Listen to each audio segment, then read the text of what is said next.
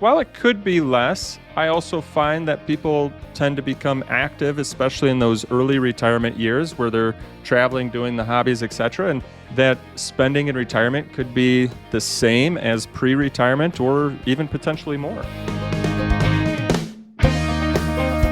Welcome to the Your Life, Your Money podcast with Scott Searns, teaching you how to thrive in life, wealth, and retirement. Welcome into Your Life, Your Money, the podcast that's helping you thrive in life, wealth, and retirement. I am Ben George. He is Scott Searns, President and Financial Advisor at Searns Financial Group. You can find us online, lifemoneyshow.com. Today we're talking about assumptions, why you never assume when it comes to retirement planning. And we'll list out, we got 5 kind of common assumptions people make about retirement that might get you in trouble. So we're going to kind of make sure you're clear on these, why they might not be true like you might have been led to believe at some point. And we'll break that all down for you on today's show. Scott, what's going on, man? How are you? I'm great. Looking forward to today's show. I think there's, a lot of information out there that people are trying to sort through, which creates a lot of assumptions. There's a lot of news. And so hopefully we can, really help them sort through I'll say fact versus fiction today. Yeah, that's a good point. There's good and bad news about the technology and the access we have now, right? There's information everywhere, but the problem is there's information everywhere. You just don't know how accurate it is.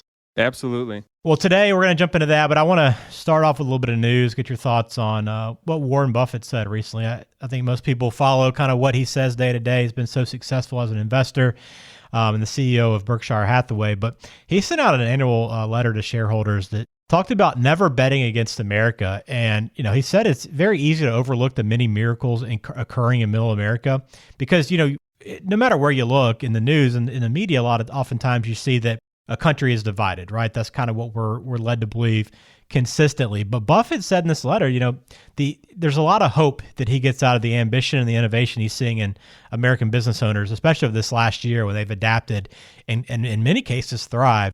Are you as bullish on America as Buffett is? In short, yes. I think that we've got a really strong company. We've got strong people. People in the United States are resilient.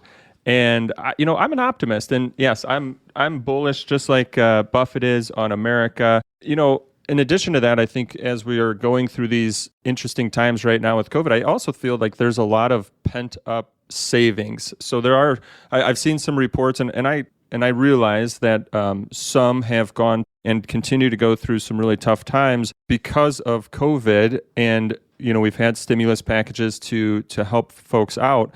But I also feel like in talking with my clients and talking with others that are out there, that there's a lot of pent-up savings out there. And so as things continue to, I'll say, let loose a little bit more, I really see that, people are ready to get out and to spend on their hobbies, spend on vacation, to travel, to do different things. So, I really have a positive outlook like Buffett does in regards to America. I think that people continue to create businesses, and that small businesses and over the long period of time will continue to work and grow. Yeah, I think I'm at least optimistic about kind of where we're headed. I think this year is going to be a much better year, and I'm excited about that. But it has been pretty cool to see a lot of the businesses that have adapted and trying to change their processes and their products over the last year. So always good to see Warren Buffett too, positive on something. He's definitely a guy that's had a lot of success through the years. So take notes from him. All right, let's get into what we want to talk about today, which is why you never assume when it comes to retirement. And, I'm sure you see a lot of people that make certain assumptions when they come in and maybe meet with you for the first time. And, many times these just aren't correct. So I want to go through like 5 of these that are kind of most commonly assumed. And I'll also mention too that Scott's got a YouTube channel, and he's got another video kind of on the same discussion as well. So if you want to kind of learn more about this, it's another place where you can find some more information. But let's jump into the first one here and talk about Medicare. And I think the most common assumption, there's a lot of confusion around Medicare a lot of times because you can't just find the answers in many cases. It's not easy to track down what you're looking for, and there's not a lot of help in many cases. But the common assumption is that, hey, Medicare is going to cover my healthcare needs. I don't need to worry about anything else beyond that. Ben, you're right. And I find that as I'm, meeting with new folks and helping them develop a retirement plan, one of the most common things that is forgotten about is actually Medicare. And Medicare does come at a cost, right? Medicare is for those that are maybe on Medicare before Social Security, they have to pay for Medicare, or if they're on Social Security, it's getting deducted from their check. But there's also this assumption that you might think that Medicare is going to cover all of your healthcare needs. And really, that's not the case. Now, there is Part A, that's the hospital insurance, and that's like if there's inpatient hospital stays. Part B, which is medical insurance, like doctor's visits or outpatients care. But there are quite a few things that are not covered by Medicare, which could be like deductibles, that could be outpatient prescription drugs. Now, you can buy separate Part Ds or Medicare Advantage plans, but without those, there are some costs that aren't covered. Routine dental care, vision care, hearing aids. I'm going through, a lot of client reviews this week, and I was actually surprised. I would guess in maybe like every other meeting, I've heard clients say, well, oh yeah, I've got some dental bills coming up, or I've got some, vision bills coming up. I need to get new glasses. And so all of these things are things that you need to prepare for as, you are thinking about retirement or going into retirement, that Medicare is not necessarily going to cover all of these needs, as well as long-term care. I think that there's some real misconceptions out there in regards to if you were to need long-term care support. So, part of that natural aging and maturing process is that we might need help at some point in time in our lives. And the misconception is that Medicare will help cover that. Now, we won't get into all the details today, but from a very top level, Medicare might help support some of that bill for a certain time period if you meet all of their specific criteria. And part of that criteria is that you must have be in the hospital first. But for the most part, Medicare does not cover long-term care. And so if a person were to need home care, you could be looking at around $50,000 to $60,000 a year.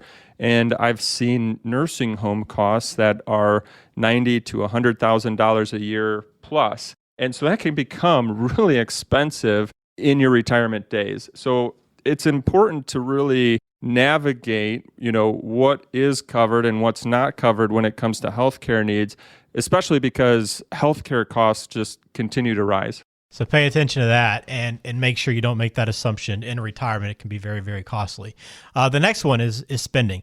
And I think when you think about retirement, people just say, okay, listen, I'm not going to be going to work every day. I don't have to worry about, gas or, the day-to-day bills maybe have come down some since I've retired. And the assumption is that I'm going to spend less in retirement. But is that the case typically? There's some rules of thumbs out there from different sites that say you might spend 70 to 80% of your pre-retirement income in retirement. However, I would really challenge those rules.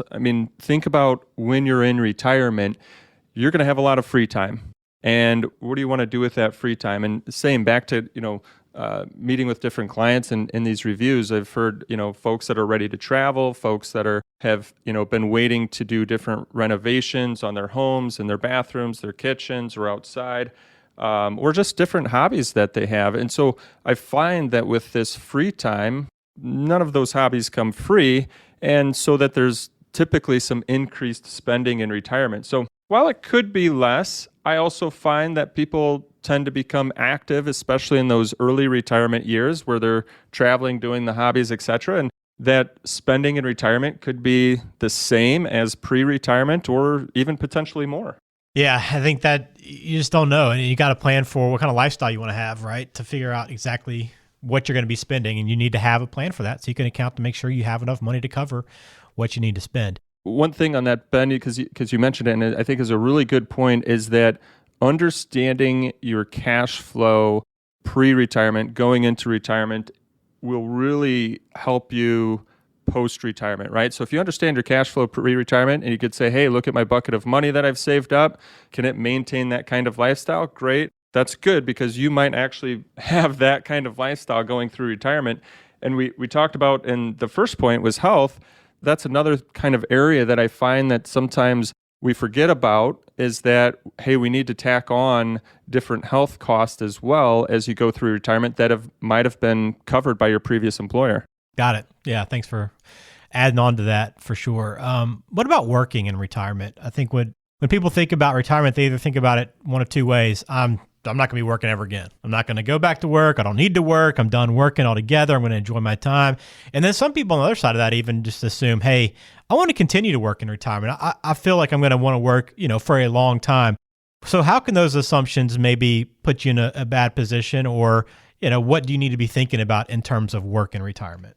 And for this one, there's really not a specific answer, but you have to be aware of health, right? So as we continue to age and mature, will you be able to work in retirement? Will you be able to manage the same job and duties that you're doing today? And for some that say, yep, I'm just going to retire, I'm done, I'd say, really understand what is it that you wish to do with your free time. And I find that some that said, okay, I'm done, I'm ready to retire, that, next thing you know, they're actually deciding to go back to work part-time, or maybe, decide to consult for other businesses.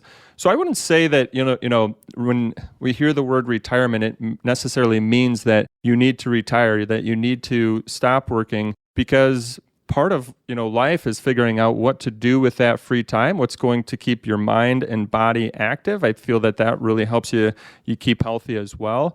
And so retirement doesn't necessarily mean or need to mean that, hey, it's your last day working. On the other side of that is, for some that may not have saved up enough, what retirement, you may need to think of a retirement where you go from working to working part-time to continue to save a little bit more, and then maybe into full retirement. So that's one of those where I'd say, hey, really take some time, sit back and put some thought to what is it that you feel retirement looks like for you. Okay, good to know. Let's talk investing now. When you get to retirement, I think most people understand you want to protect what you've built through all the years, right? You want to make sure you don't run out of money. So I guess the common idea is, when I get to retirement, my investment strategy needs to become very conservative. I want to make sure I don't lose any money that I've earned up to this point. But what should you be considering with investing that maybe you don't want to be ultra conservative? Yeah, I think that there's a lot of marketing out there, targeted towards retirees. That's kind of like doom and gloom marketing. And it's techniques that are scaring people that they should be, super safe or ultra conservative, like you had mentioned. And I don't think that's necessarily the case. And the reason being is because you need to think about a retirement that is going to potentially last 10, 20, 30 years, or potentially longer. And so we also need our money to last for that period of time. And, if we go ultra conservative, super safe, inflation could outpace your money, and you could potentially spend too much and run out. So it's really finding that good balance, making sure that you have enough on the growth side of your portfolio, so that way you can keep up and hopefully outpace inflation with the growth side of your portfolio. But we also have to be prepared for the unexpected. So in the event that there were to be a market correction, another COVID, and the unexpected, well, that could potentially last for 3 months, that could last for 5 years, that could last for 7 years. And so we need to have some money on the safer side, and I like to nickname that war chest, right? We need to have some money on the safer side of our portfolio to help us weather that storm in the event that it were to happen. So it's really having good balance. And the question, that comes all the time is, well, how do I know what kind of balance is right for me? And I think that goes back to our conversation about cash flow and how much are you going to spend in retirement. Understanding that cash flow, understanding how much you're going to need to go to withdraw from your bucket of money will help guide you to say, okay, here's how much I need to have safe because I need to be able to weather the storm.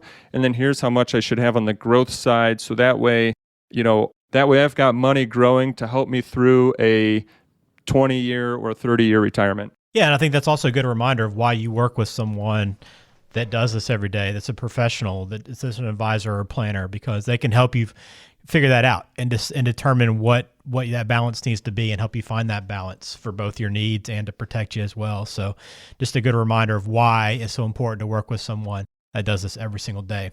The other area that an advisor can really help you with is with tax planning. And that's going to be our last one I want to hit on before we close out this conversation, because you're not making as much money, right, in retirement. You stopped working. You're relying on your other revenue sources, whether it be your retirement accounts or Social Security or pension, whatever it might be. But the idea, I think, for most people is, hey, when I get there, I'm going to have a nice big tax kind of burden lifted off my shoulders. I'm not going to be paying nearly as much as I'm paying right now. But that's not always the case, right? Yeah, I think this is the one that comes as quite a surprise to people. You're exactly right that not always. Now, sometimes the case, yes, your taxes may be lower in retirement, but that's really not always the case, especially if you're a saver. And if you've saved a significant amount in your IRAs or your 401ks or your 403bs, those plans that as you save that money, when you put money into those plans, you didn't pay any income tax on it. And so now those plans hopefully have been growing and growing over time. And as you go and take money out of those plans in the future, you're going to need to pay income tax on it. And I think one thing that you need to consider is that whether you want to take money out of those plans or not, part of the IRS rules is required minimum distribution. So starting at age 72, you have to start taking distributions out of those accounts. And I think what comes pretty surprising is that if you're getting growth in your accounts, that your required minimum distributions over time, and if you've saved a good healthy amount in these accounts, can become larger and larger and larger over time. So when you start adding that income, which now is taxable income, you start adding that to your Social Security. Now, not all of your Social Security gets taxed in retirement, but part of it does get potentially taxed in retirement. So when you start adding that to your Social Security, maybe you've got rental income or maybe you've got a pension coming in, all of a sudden your taxable income in retirement could be more than it was pre-retirement. And so, it's not always the case that your taxes will go down in retirement because all of these sources that you might have, plus those required minimum distributions, that could potentially put you in a higher tax bracket, meaning now the government or the IRS is coming and taxing what you've saved up a little bit more at a time where you need it the most. So as you mentioned earlier, tax planning, tax strategies to see what you can do today to help potentially lower or reduce your future tax burden becomes really, really important, especially if you think about, like the stimulus packages that just got passed. So we've got 3 stimulus packages that are passed. That's over $6.9 trillion in stimulus money. So when Congress decides that, it's time that we start paying off all of this debt, that also could mean potentially higher tax rates in the future. Another thing right now is that we're still under the Tax Cuts and Jobs Act, which that really reduced tax rates across the board at all different levels. That is set to expire on December 31st, 2025, which would virtually guarantee a tax rate hike for most all of us. So there's a lot of areas that we're seeing right now where we know that taxes could potentially go up in the future. So not only just because of your required minimum distributions, creating more taxable income for you, but there's also all of these other areas that we see where taxes could potentially go up in the future. So that tax planning, the tax strategies on an annual basis, each and every year, now way different than tax preparing. That's looking in the past. That's saying, hey, this is what happened last year, and here's what you owe in taxes. Tax planning and strategy is really that forward look, ripping off that rear view mirror, saying, okay, looking today, looking at next year, looking at the next 5 years and 10 years, what can we do today to potentially shift some money around to help reduce that long-term tax burden? And then the last part, which I think it can also get missed, for those of you that are married, one thing to be aware of is what I like to kind of call is the spousal tax trap, meaning if you're married and one of the spouses were to pass away, most likely that remaining spouse will be in a higher tax bracket. And so that's something to be prepared for as well in retirement, that while maybe as a couple your taxes remain the same, if one of you were to pass away, most likely that remaining spouse will go into a higher tax bracket, meaning getting taxed more on the money as they're trying to or need it the most, because now it's one Social Security versus 2. And this is, I think the biggest thing with this conversation today, Scott, is just like you want to be prepared for these things that could really not only catch you by surprise because you were assuming something different, but could really throw your entire plan off track if you're not prepared for them, right? Because I think each one of these items could really, hurt your bottom line, I guess, so to speak, if you're not prepared for them. You're exactly right. I would really challenge everyone to go through and, have a plan or have at least a thought process through each of these items that we've discussed today. So just like you mentioned, you can be prepared versus being surprised. Yep, that's what we want you to do. That's the whole goal for the podcast, is to help you be prepared, educate you further in financial planning and retirement planning, and hopefully this episode did just that. But you can find us online, lifemoneyshow.com. We'll also Scott goes into more detail on this topic on his YouTube channel, so make sure you check that out and subscribe over there as well, and subscribe to the podcast. We got 2 new episodes every single month, and we'll look forward to some upcoming conversations. So, Scott, thanks for taking us through this and kind of explaining each one of these assumptions and clearing it up for us. I definitely learned something along the way, and hopefully the listeners did too. Thanks, Ben. Have a great day.